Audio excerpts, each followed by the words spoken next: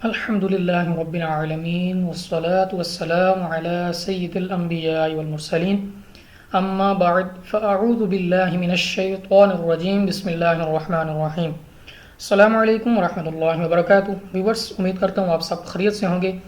تو آج ہم آپ کے سامنے اپنے ایک نئے ٹاپک کے ساتھ حاضر ہوئے ہیں۔ اس سے پہلے ہم نے اپنی ویڈیو میں سیکھا، اپنے لیکچر میں سیکھا کہ ہم نے مدنی قاعدہ کو کس طرح پڑھنا ہے اور کون سے ایسے قواعد ہیں، ایسے رولز ہیں جن کو ہم نے قرآن قاعدہ میں لاگو کرنا ہے۔ تو ان کو ہم نے سیکھا۔ تو الحمدللہ ہم نے اپنے تمام قاعدے کے اسباق ایک ایک کر کے ہم نے سیکھے اور پڑھے۔ تو ہم انہی قواعد و ضوابط کو، انہی رولز کو ہم لے کر آگے چلیں گے اپنے کلمے پڑھنے میں۔ کلمے پڑھیں گے انشاءاللہ۔ کلمے کے بعد ہم ایمان مفصل، ایمان مجمل کی طرف جائیں گے۔ تو چلیے ہم اپنا آج کا سبق شروع کرتے ہیں۔ تو ہمارے پاس سب سے پہلا ٹاپک کلمہ ہے۔ کلمے کا نام کیا ہے؟ پہلا کلمہ، جس کو ہم کہتے ہیں پہلا کلمہ طیب۔ طیب کے معنی ہوتے ہیں پاک، کلین۔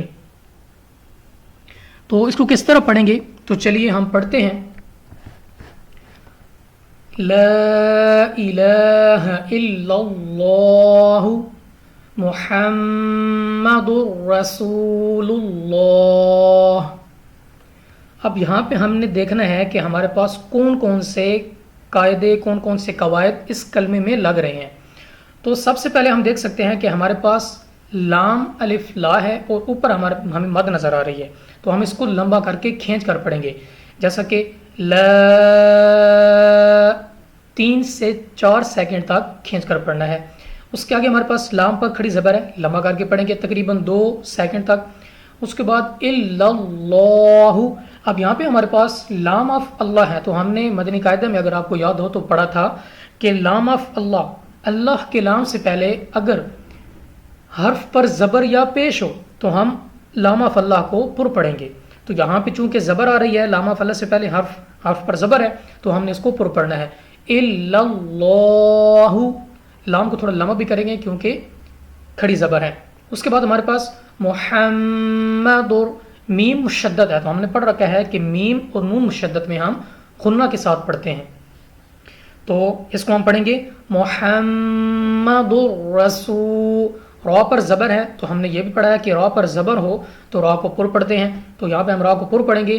اور واو ساکن سے پہلے پیش ہو تو حروف مدہ میں سے اب یہاں پہ واو مدہ آ گیا ہے، تو مدہ حروف کو ہم کھینچ کر پڑھتے ہیں 2 سیکنڈ تک۔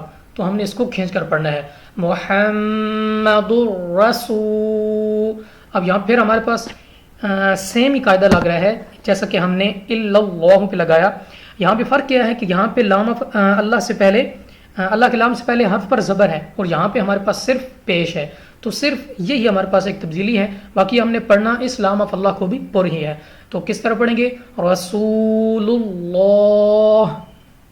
تو چلیے ایک بار پھر سے پڑھتے ہیں۔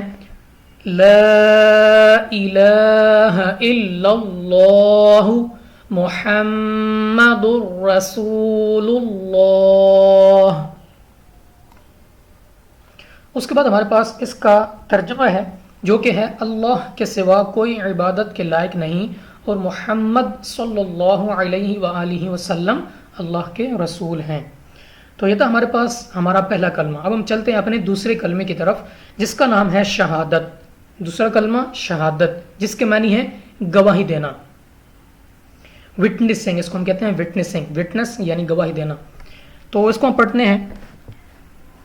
بسم اللہ الرحمن الرحیم اشہد ان لا الہ الا اللہ وحدہ لا شریک لہ واشہد ان محمدا عبدہ ورسولہ۔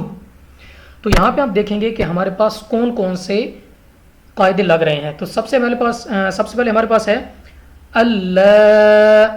اب یہاں پہ ہمارے پاس نون ساکن ہے، ٹھیک ہے، کیونکہ ہم نے نون کو ساکن کر دینا ہے اور الف کو ہم نے لام سے ملا کر پڑھنا ہے۔ اشہد اللہ، اور لام کے بعد ہمارے پاس مدہ نظر آ رہے ہیں ہمیں، تو ہم نے اس کو 3 سے 4 سیکنڈ تک کھینچ کر پڑھنا ہے۔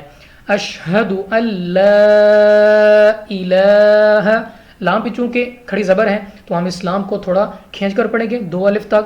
اس کے بعد الا اللہ، سیم قاعدہ جیسا ہمارے پاس کلمہ نمبر 1 میں لگا، ٹھیک ہے، پہلے کلمے میں لگا، سیم وہی قاعدہ اب نیچے لگ رہا ہے کیونکہ لام آف اللہ سے پہلے حرف پر زبر آ گئی ہے تو لام آف اللہ کو پر پڑھیں گے.